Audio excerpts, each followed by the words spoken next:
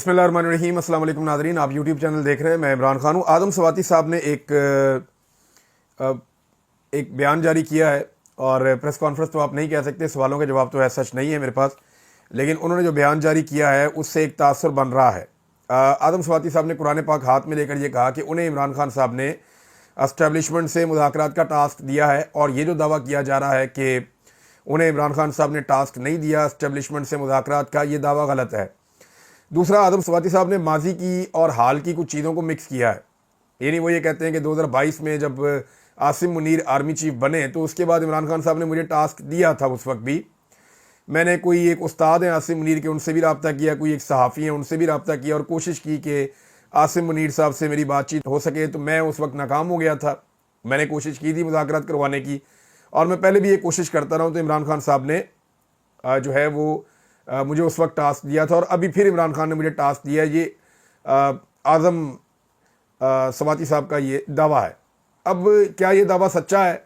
मैं हकायक आपके सामने रख देता हूँ। इतनी तफसील से मैंने आपको पहले नहीं बताया, पहले सिर्फ सरसरी बात की थी मैंने कि आदम सवाती की मुलाकात हुई, उसके बाद मुलाकात हुई बैरिस्टर सैफ की, और उसके बाद मुलाकात हुई अली अमीन गंडापुर की, और फैमिली की मुलाकात नहीं करवाई गई।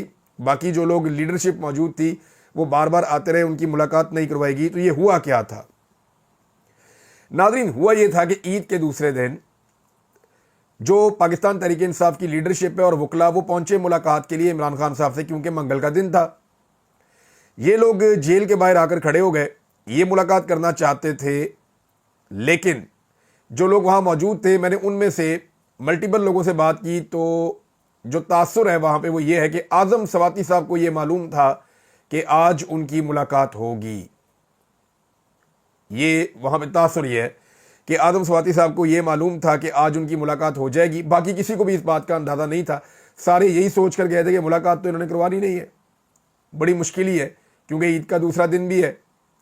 तो ये कहते भी रहे कि जनाब छुट्टियां हैं तो ये है, तो हम नहीं मिलवाएंगे, और फिर मिलवा दिया और फैमिली को नहीं मिलवाया। अब इसमें जनाब जो आदम सवाती साहब कुछ मुतमईन थे, वो गए मुलाकात करने के लिए, और कुछ और लोग ऐसे जिन सबके कद आदम सवाती साहब से छोटे थे, उनके नाम फाइनल किए जेल अथॉरिटीज़ ने। ये बात आप ज़हन में रखिएगा कि वहाँ पे शुएब शाहीन भी मौजूद थे, वहाँ पे सलमान अकरम राजा भी मौजूद थे, नियाज़ुल्लाह नियाज़ी और दीगर अहम लोग भी मौजूद थे, लेकिन उनमें से किसी को भी जेल के अंदर जाने की इजाज़त नहीं मिली, क्योंकि उनकी मौजूदगी में आदम सवाती साहब का जो वैल्यू है, या जो इनका जो सीनियर पन है कि वो सबसे सीनियर है वहाँ पे, तो वो ख़त्म हो जाता। लिहाजा आदम सवाती साहब को इसलिए भिजवाया गया, और उनके साथ किसी भी नामवर आदमी को इसलिए अंदर नहीं जाने दिया गया ताकि जरा वो खुल के इमरान खान साहब से बात कर सकें। और उन्हें इस बात का अंदाज़ा था ऐनी शाहिदीन के मुताबिक, यानी वो सारे ये कहते हैं कि हमें आइडिया नहीं था कि हमें मिलने दिया जाएगा या नहीं मिलने दिया जाएगा, लेकिन हम चले गए मिलने के लिए। ये 6-7 लोग थे जो अंदर इमरान खान साहब को मिलने गए थे, और इनमें आदम सवाती साहब ने ही बातचीत की, क्योंकि बाकी लोग जूनियर थे। एक आधी दो बातें सबने की होंगी थोड़ी बहुत, लेकिन ज़्यादा टाइम सारा का सारा आदम सवाती साहब ने कंज्यूम किया, और ये लोग सब इकट्ठे बैठे हुए थे। अब बातचीत क्या हुई और आदम सवाती साहब क्या कह रहे थे? आदम सवाती साहब के बयान से एक तासुर ये जा रहा है कि जैसे इमरान खान साहब जेल में बैठ के बहुत डेस्परेट हैं कि जनाब मेरे मुज़ाकरात करवाओ हर हाल में, मेरी को डील कराओ फौज के साथ हर हाल में, या मेरे मुज़ाकरात करवाए जाएं। और इमरान खान साहब शायद बहुत डेस्परेट है कि जनाब वो बात मानते नहीं है, मुज़ाकरात करते नहीं। अगर आप कर सकते हैं तो आप ये जिम्मेदारी ले लें, हमें आप पे बड़ा एतबार। ये बातें आदम सवाती साहब ने की हैं। ये पुरानी और नई बातों को मिक्स किया है। ये माजी में हो चुका है। जब ये आर्मी चीफ नए नए आए थे तो इमरान खान साहब इन तक ये पैगाम पहुंचाना चाहते थे कि वो जो लंदन प्लान है जिस पे इमरान खान साहब इल्ज़ाम लगाते हैं, वो ये कहना चाहते थे कि इसके ऊपर अमल दरामद आप ना करें। हम बतौर पॉलिटिकल पार्टी ये नहीं चाहते कि इदारों के साथ किसी किस्म की कोई इख्तलाफ पैदा हो, और हमारे खिलाफ जो एक विक्टिमाइजेशन की जा रही है, हमें विक्टिमाइज किया जा रहा है, वो सिलसिला बंद किया जाए। ये इमरान खान साहब एंगेज करना चाहते थे मौजूदा आर्मी चीफ को, तब वो नहीं हुए। आदम सवाती साहब ने खुद ये बात की, लेकिन मौजूदा बातों के साथ उनको जब मिक्सअप किया गया तो वो ऐसा तासुर बना के जैसे इमरान खान साहब अभी भी यही चाहते हैं कि मेरे मुज़ाकरात करवा दो, और वो शायद जेल में बैठे हुए जो हैं वो मरे जा रहे हैं मुज़ाकरात के लिए कि जी मेरे मुज़ाकरात कराओ, दुबले हुए जा रहे हैं इस फिक्र के अंदर। तो ऐसा नहीं है। हुआ क्या उस दिन मैं आपको बताता हूँ। आदम सवाती साहब जब अंदर गए तो उन्होंने जो बातचीत शुरू की, तो सबसे पहले उन्होंने बातचीत की अपनी कुर्बानियों पे। उन्होंने बताया कि मैंने बड़ी कुर्बानियाँ दी हैं, आप लोगों ने हमेशा मेरी कुर्बानियों का एहतराम किया है, मैं बड़े मुश्किल हालात के अंदर गुजरा, आपने मुझे सपोर्ट भी किया, मैं वहाँ पे आपके पास वहाँ पे भी रहा, जमान पार्क में भी, और मुझे पता है इमरान खान साहब इनकी बड़ी कदर करते थे, हमेशा इनका ख्याल रखते थे। جب وہاں پہ ایک اٹیک ہو رہا تھا تب بھی عمران خان صاحب کو آدم سواتی صاحب کی فکر تھی، کیونکہ بزرگ آدمی ہے، کمزور آدمی ہے، تو عمران خان صاحب کو اس وقت بھی ان کی فکر تھی، میں یہ اچھی طرح جانتا ہوں۔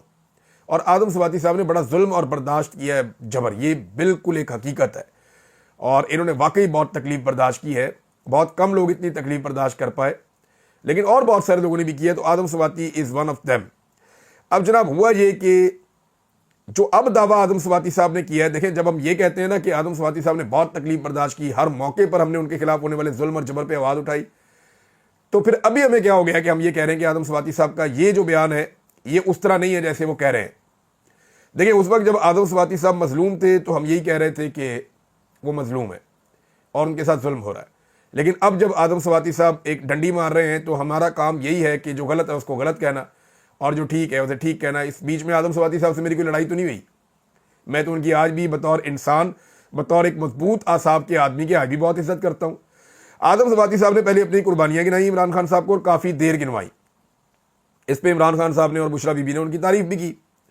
اس کے بعد آدم سواتی صاحب چلے گئے اپنے حلقے میں، اور اس کے بارے میں آدم سواتی صاحب نے بڑی شکایات لگائی، اسپیشلی ان کا ٹارگٹ جو تھا وہ بابر سواتی صاحب تھے۔ تو یہ جو معاملہ ہے یہ بھی آج کلیئر کر دیتا ہوں ونس فار آل کہ عمران خان صاحب نے کیا کہا اور آدم سواتی صاحب نے کیا کیا۔ اس پہ جناب ہوا یہ تھا کہ آدم سواتی صاحب نے کہا جی وہ تو کرپٹ آدمی ہے، بے ایمان آدمی ہے، اور خان صاحب اس کو تو جو ہے وہ آپ کہیں کہ وہ استعفیٰ دیں۔ یہ عمران خان صاحب پہ دباؤ ڈالا آدم سواتی نے کہ آپ بابر سواتی سے کہیں کہ وہ استعفیٰ دے۔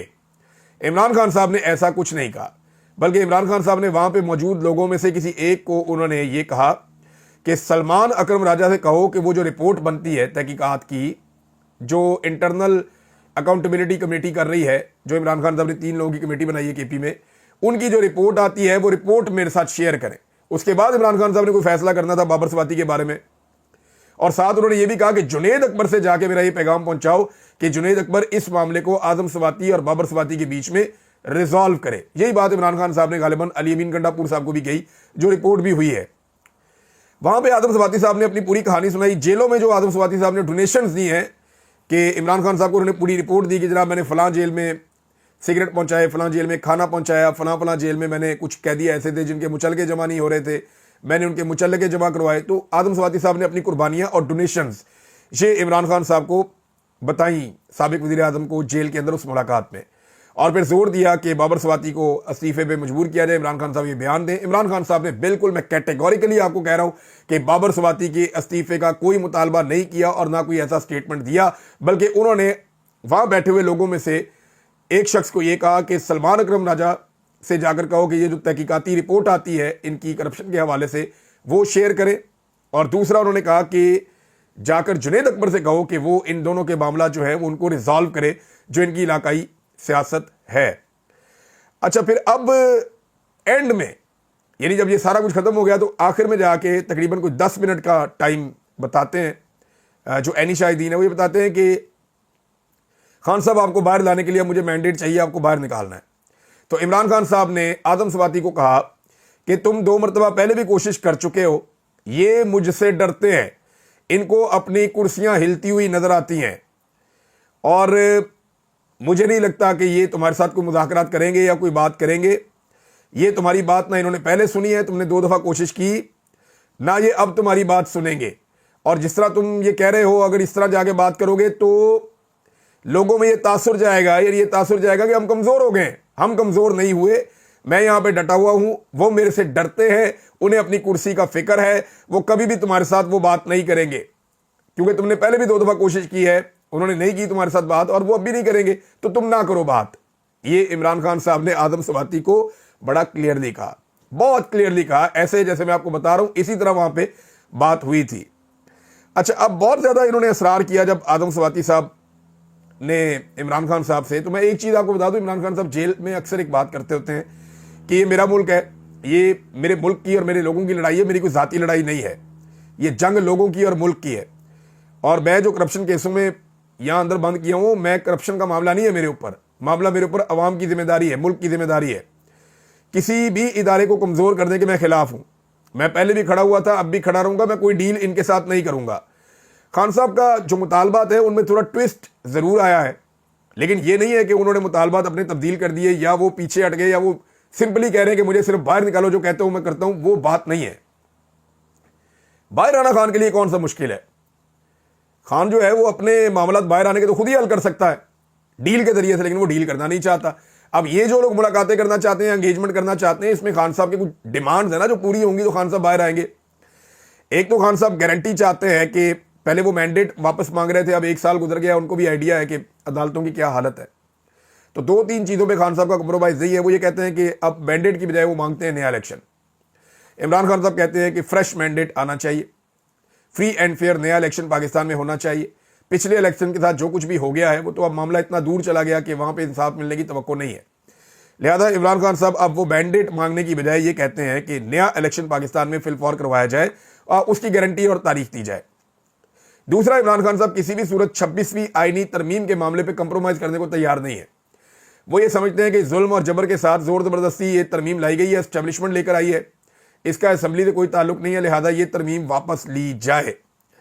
یہ عمران خان صاحب کے جو مین معاملات ہیں. پھر وہ جو قتل عام ہوا، جو چیزیں ہوئی، عمران خان صاحب ان کے اوپر بھی انکوائریاں کرنا چاہتے ہیں. 9 مئی کا معاملہ ہو یا 26 نومبر کا معاملہ ہو، اب وہ نئے الیکشن مانگ رہے ہیں. اچھا، بہت زیادہ جب انہوں نے آدم سواتی صاحب نے اصرار کیا نا عمران خان صاحب سے، یعنی عمران خان صاحب نے یہ نہیں کہا کہ تم جاؤ اور ضرور مذاکرات کرو اور جا کے مذاکرات. اب جس بات کو لے کر آدم سواتی صاحب قرآن پہ حلف لے رہے ہیں نا کہ مجھے مینڈیٹ دیا عمران خان نے مذاکرات کا، وہ کیسے ہوئی ہے؟ اب یہ جو وہاں لوگ بیٹھے ہوئے تھے نا، کیونکہ آدم سواتی اکیلے نہیں تھے، یہ 6-7 لوگ تھے. یہ ان لوگوں سے اگر آپ پوچھیں گے نا حلفن، انہیں بھی کہیں کہ قرآن پہ ہاتھ رکھو اور بتاؤ کہ کیا عمران خان نے تاکید کر کے کہا کہ آدم سواتی تم جاؤ، جا کر تم آرمی چیف سے یا باقی لوگوں سے مذاکرات کرو، تم جا کے ساری چیزیں کرو اور تم نے یہ کرنا؟ ایسا نہیں ہوا. تنگ آ کے عمران خان صاحب نے آخر میں کہا کہ وہ ملاقات لمبی ہوتی چلی جا رہی تھی، آدم سواتی صاحب چیزوں کو ڈریگ کر رہے تھے، کسی اور کو زیادہ موقع نہیں دے رہے تھے. تو عمران خان صاحب نے کہا کہ اچھا جو تم نے کرنا ہے جا کے دیکھ لو، تم کر لو، لیکن یہ تمہاری بات نہیں مانیں گے. ان کا یہ انداز تھا. اب الفاظ مجھے الگ الگ پتہ چلے ہیں کہ عمران خان صاحب نے جیسے وہ بندہ بادل نخواستہ کہہ دیتا ہے نا، یا بندہ کہہ دیتا ہے جان چھڑانے کے لیے ٹھیک ہے جا کے آپ کر لو یار مذاکرات، لیکن عمران خان صاحب یہ بات بار بار کہتے رہے کہ نہ وہ تمہاری بات سنیں گے، وہ ڈرے ہوئے ہیں میرے سے، ان کو اپنی کرسی کا فکر پڑا ہوا ہے، وہ ملک کے لیے نہیں سوچ رہے. یہ بات عمران خان صاحب بار بار کرتے رہے ہیں. اور مذاکرات کرنے کی اس چیز پہ ہے. آدم سواتی صاحب نے TORs کی بات ہی نہیں کی. بتائیں نا عمران خان کیا مانگ رہا ہے؟ کیا وہ یہ کہہ رہا ہے کہ میں ڈیل کرنا چاہتا ہوں مجھے باہر نکال دیں؟ وہ تو یہ نہیں کہہ رہا. عمران خان کے کاز کو نقصان پہنچایا گیا ہے آدم سواتی صاحب کی یہ جو پریس کانفرنس انہوں نے کی ہے اس کے ذریعے سے. اب یہ میں نہیں کہہ رہا کہ آدم سواتی صاحب نے جان بوجھ کے کیا ہے، لیکن ان کی اس پریس کانفرنس کا جو امپیکٹ آیا وہ یہ آیا کہ شاید عمران خان صاحب کہیں بہت ڈیسپریٹ ہے، وہ بڑے پریشان ہیں، وہ کہتے ہیں جی ہمیں مجھے باہر نکالو یہاں سے. ایسا نہیں ہے، لیکن اس کو ایسے استعمال کیا جائے گا. آدم سواتی صاحب کو کلیئرلی بتانا چاہیے تھا کہ عمران خان ڈٹا ہوا ہے، وہ کوئی ڈیل نہیں کرنا چاہتا. وہ یہ ضرور کہتا ہے کہ اسٹیبلشمنٹ اگر رائے راست پہ آتی ہے تو عمران خان راستہ نکال سکتا ہے پاکستان کی خاطر. میکسیمم یہی ہے نا، اور اس میں ایک نیا الیکشن کروانا پڑے گا. بہرحال یہ جو ریئل چیزیں ہوئی تھیں میں نے آپ کے سامنے رپورٹ کر دی ہیں. باقی جناب اب جس نے جو کرنا ہے کرو. میں نے یہ تصدیق شدہ خبریں اور چیزیں آپ کے سامنے رکھی ہیں، اور میں یہ بھی جانتا ہوں کہ آدم سواتی صاحب کو یہ والے سٹیٹمنٹ کے لیے تیار ذہنی طور پہ کس نے کیا اور کس طریقے سے کیا مجھے اس کا بھی پتہ ہے، لیکن ان چیزوں میں مجھے پڑھنا نہیں ہے. لیکن یہ ضرور ہے کہ آدم سواتی صاحب کی بڑی قربانیاں ہیں جو انہوں نے عمران خان صاحب کو گنوائی بھی ہیں، اور ان کی اپنی ایک علاقائی سیاست ہے جس پہ وہ اپنی مرضی چاہتے ہیں. نمبر 3، وہ اسٹیبلشمنٹ کے ساتھ مذاکرات کے نتیجے میں فرنٹ پہ آنا چاہتے ہیں، لیکن عمران خان صاحب کو نہیں لگتا کہ انہیں سنجیدہ لیا جائے گا یا وہ مذاکرات میں کوئی رول پلے کر سکتے ہیں. اور مذاکرات کی جب بات ہوتی ہے تو عمران خان صاحب ایک ایسے رستے کی بات کرتے ہیں جہاں پہ پاکستان نئے الیکشن کی طرف جائے، جہاں پہ جعلی مقدمات کا خاتمہ ہو، پاکستان میں رول آف لا، انسانی حقوق کی پابندیاں بند ہو جائیں. یہ چیزیں عمران خان صاحب چاہیں گے تبھی ملک آگے بڑھے گا. اگر عمران خان نے خود ہی باہر آنا ہے، دیکھیں نا پاکستان تحریک انصاف کو اس کے اندر کلیئرٹی لے کے آنی پڑے گی کہ آج کے دن ان کی لڑائی صرف یہ ہے کہ عمران خان کو جیل سے باہر نکالنا ہے. کیونکہ عمران خان نے جو لڑائی بتائی ہے جس کی خاطر وہ 1.5 سال سے 2.25 سال سے جیل کاٹ رہا ہے، وہ لڑائی تو حقیقی آزادی کی لڑائی ہے. اگر تو حقیقی آزادی کی لڑائی لڑنی ہے تو وہ ایک الگ لڑائی ہے، اس میں مذاکرات ہوں گے تو حقیقی آزادی کے لیے ہوں گے. لیکن اگر خالی عمران خان کو جیل سے باہر نکالنا ہے تو یہ تو کوئی اتنا مشکل کام نہیں ہے. آپ حقیقی آزادی کا اپنا نیریٹو چھوڑ دیں اور عمران خان صاحب سے بھی کہہ دیں وہ بھی چھوڑ دیں اور وہ باہر آ جائیں گے. اب ناظرین، جو پشاور کے نشتر ہال میں پروگرام کیا پاکستان تحریک انصاف نے، تگڑا پروگرام تھا. وہاں پہ بڑی سخت تقاریر کی گئی، نوجوانوں نے مراد سعید کے نعرے لگائے، نوجوانوں کی بڑی تعداد جو ہے وہ مراد سعید کے ساتھ کھڑی ہے، اور وہاں پہ جو نوجوان موجود تھے، چاہے وہ اسمبلیوں میں بیٹھے ہیں چاہے وہ اسمبلیوں میں نہیں ہیں، ان تمام نے ایک چیز کے اوپر زور دیا کہ ہم دوبارہ اسلام آباد جائیں گے، ہم دوبارہ ڈی چوک جائیں گے۔ شہداء کی تصویریں بھی انہوں نے وہاں لگائی ہوئی تھیں۔ تو ایک بات تو اس ہال کے اندر کلیئر ہوئی کہ خیبر پختونخوا کا جو سب سے مقبول لیڈر ہے، دیکھیں جیسے پاکستان کا سب سے مقبول لیڈر عمران خان ہے، اسی اور کوئی مقابلہ نہیں عمران خان صاحب کا کر پا رہا پورے ملک میں، دوسرے تیسرے نمبر والے بہت نیچے ہیں، بونے ہیں۔ اسی طرح خیبر پختونخوا کا جو سب سے مقبول لیڈر ہے وہ اس وقت مراد سعید ہے پاکستان تحریک انصاف میں۔ اب نوجوان جو ہیں مراد سعید کو بہت فالو کرتے ہیں، انہیں لگتا ہے کہ عمران خان کا جو سب سے بڑا وفادار ہے وہ مراد سعید ہے، لہذا مراد سعید کو فالو کیا جائے، اور وہ مراد سعید کو فالو بھی کرتے ہیں، ان کے نعرے بھی وہاں پہ لگائے۔ لیکن باقی پارٹی کی قیادت کا اگر آپ رویہ یا چیزیں دیکھیں نا، تو وہ مراد سعید کے بارے میں زیادہ بات نہیں کرتے، خاموش رہتے ہیں۔ ہونا تو یہ چاہیے تھا جب علی امین گنڈا پور صاحب کی حکومت آئی تو مراد سعید صاحب کو بھی موقع ملنا چاہیے تھا، لیکن مراد سعید صاحب کے لیے کسی نے کوئی زیادہ آواز نہیں اٹھائی، کوئی زیادہ زور نہیں لگایا، اور ان کو ابھی تک روح پوش رہنا پڑ رہا ہے۔ تو یہ ایک جیلسی بھی ہوتی ہے پروفیشنل، ایک ہی فیلڈ کے اندر نا پالیٹکس میں سارے، تو یہ ایک جیلسی کا فیکٹر بھی ہوتا ہے۔ لیکن مراد سعید نو ڈاؤٹ وہ خیبر پختونخوا میں بہت مقبول ہیں، اور اگر وہ آگے آتے ہیں تو چیزیں بہت حد تک وہ کنٹرول کر سکتے ہیں۔ ناظرین، عاطف خان بھی اب میدان میں آ گئے ہیں۔ علی امین گنڈا پور صاحب نے جو سٹیٹمنٹ دیا وہ آگ بجھی نہیں رہی، کیونکہ انہوں نے ایک ہی سانس کے اندر اتنے سارے لیڈرز کے اوپر الزامات لگا دیے گنڈا پور صاحب نے، اور کنٹروورشل بنا دیا پارٹی کے اندر، پوری گروپنگ جو ہے وہ ہو گئی اس کے بعد۔ حالانکہ اس وقت پارٹی کو اکٹھا کرنے کی ضرورت تھی۔ جب سے علی امین گنڈا پور صاحب کو عمران خان صاحب نے خیبر پختونخوا کی صدارت کے عہدے سے ہٹایا ہے، اس وقت سے علی امین گنڈا پور صاحب جو ہیں وہ بدلے سے ہیں۔ ان کا یہ شکوہ بھی ہے، گلہ بھی ہے، شاید انہوں نے اس کو اپنی توہین کے طور پہ لیا کہ جو مشکل وقت تھا میں یہاں پہ صدر رہا، میں نے پارٹی کو الیکشن جتوایا۔ لیکن دیکھیں، پارٹی کو الیکشن عمران خان نے جتوایا ہے، عمران خان کی مقبولیت نے جتوایا ہے۔ آپ کی ایک اسٹریٹجی ہو سکتی ہے، آپ نے قربانی دی ہے، لیکن عمران خان کے فیکٹر سے آپ آنکھیں بند نہیں کر سکتے۔ تو گنڈا پور صاحب شاید ناراض ہیں، اور پارٹی کے اندر ایک بڑے اختلافات اب نظر آ رہے ہیں، اور یہ صرف گنڈا پور صاحب نے جو خودکش حملہ اپنی پارٹی پہ کیا اس کی وجہ سے ہے۔ عاطف خان نے بھی اب میدان میں آ کے بیان دے دیا ہے، شہرام طرح کئی، اسد کیسر وہ پہلے بیان دے چکے ہیں، تیمور سلیم جھگڑا وہ پہلے بیان دے چکے ہیں، اور عاطف خان نے کہا کہ اگر بانی پی ٹی آئی نے ہمارے متعلق کوئی بیان دیا ہے، یعنی عمران خان صاحب نے اگر ہمارے متعلق کوئی بیان دیا ہے کہ ہم سازشی ہیں یا کوئی ہمارے بارے میں ایسا فیصلہ کیا ہے، تو اس کی تصدیق ہونی چاہیے۔ اور عاطف خان نے کہا کہ وزیر اعلیٰ خیبر پختونخوا علی امین گنڈا پور کا میرے ساتھ اختلاف ہے، تو یہ ٹھیک بات ہے، لیکن اسد کیسر اور شکیل خان سمیت سینئر رہنماؤں کے خلاف باتیں نہیں ہونی چاہیے تھی۔ وزیر اعلیٰ خیبر پختونخوا کو صوبے کی گورننس اور امن و امان پر توجہ دینی چاہیے، اور عمران خان کی رہائی کی کوششوں کو کمزور نہیں کرنا چاہیے۔ پارٹی کمزور ہوگی تو کوششیں بھی کمزور ہو جائیں گی۔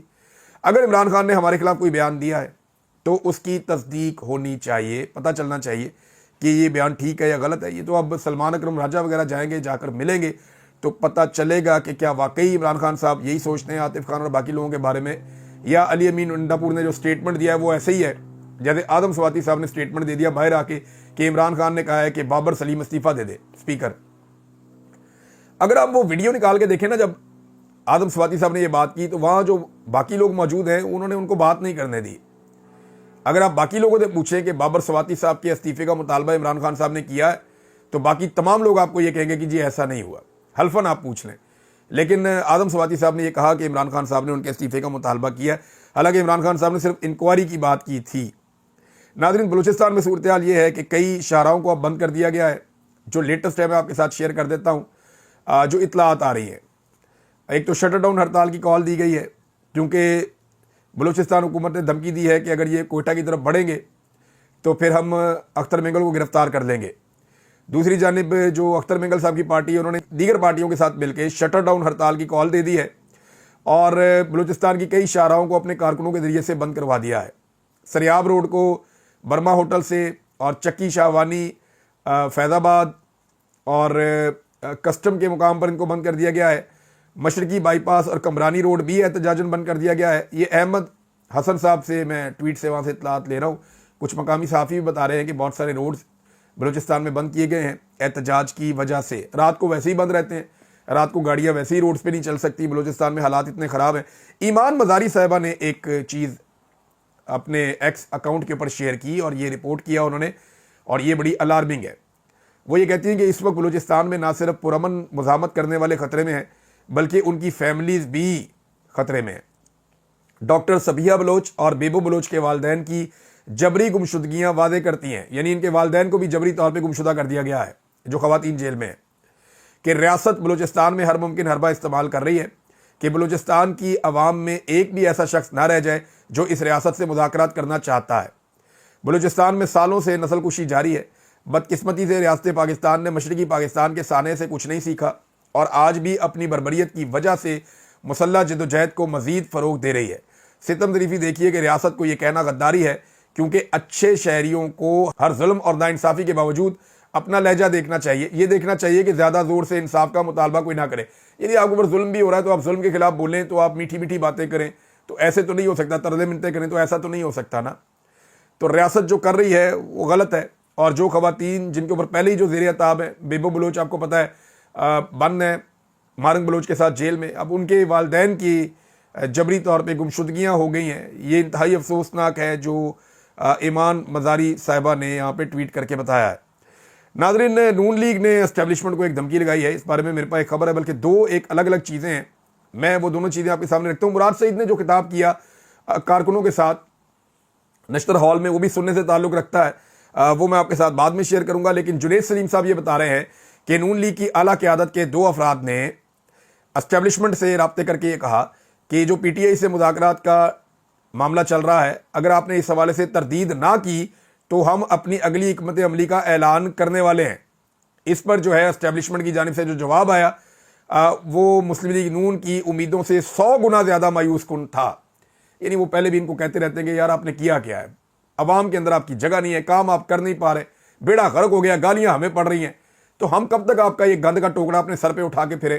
وہ یہ بات تو ان کی بڑی کلیئرلی ہے، وہ اب کہتے ہیں بیچارے نجی محفلوں میں، ان کو بھی بتاتے ہیں کہ نا بہت ذلیل ہو گئے۔ اب معاملہ یہ ہے کہ اس کی تصدیق ایک اور سٹیٹمنٹ سے ہوتی ہے، اور وہ سٹیٹمنٹ ہے جناب محترم عرفان صدیقی صاحب کا۔ وہ کہتے ہیں اسٹیبلشمنٹ بار بار کہہ چکی ہے کہ سیاستدانوں سے بات کریں۔